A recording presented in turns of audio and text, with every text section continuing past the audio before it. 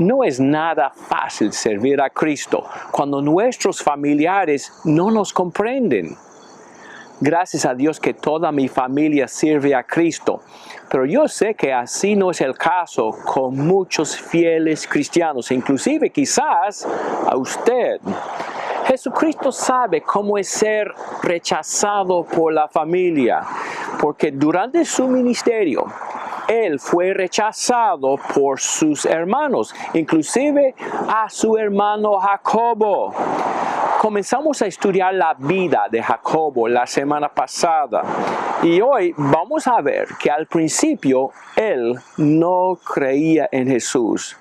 Y donde lo vemos primero es Marcos 3:21, donde leemos que Jesús llegó a una casa y la multitud se juntó de nuevo a tal punto que ellos ni siquiera podían comer. Cuando sus parientes oyeron esto, fueron para hacerse cargo de él, porque decían, está fuera de sí. Yo imagino que Jesús hubiera cambiado mucho después de su bautismo y después de sus tentaciones. Antes habría trabajado tranquilamente con la familia, quizás en algo como un taller de carpintería. Pero después de su bautismo y de sus tentaciones, de repente estaba predicando el mensaje del reino de Dios a miles en Galilea y en Jerusalén. A María y a los hermanos de Jesús, incluso a Jacobo, les habría costado aceptar los grandes cambios en la vida de Jesús. Habrían preguntado, ¿qué pasa con Jesús?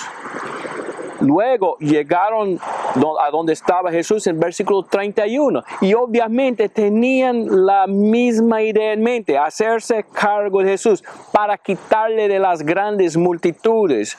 Y es cuando Jesús dijo en versículo 32, ¿quiénes son mi madre y mis hermanos? Y mirando a los que estaban sentados en círculo alrededor de él, dijo, aquí están mi madre y mis hermanos, porque cualquiera que hace la voluntad de Dios, ese es mi hermano y hermana y madre. Obviamente María y los hermanos de Jesús, incluso a Jacobo, estaban muy confundidos en cuanto a su ministerio. Eso habría lastimado a Jesús. Sus propios familiares, de quienes habría esperado el apoyo y el ánimo, no le comprendieron.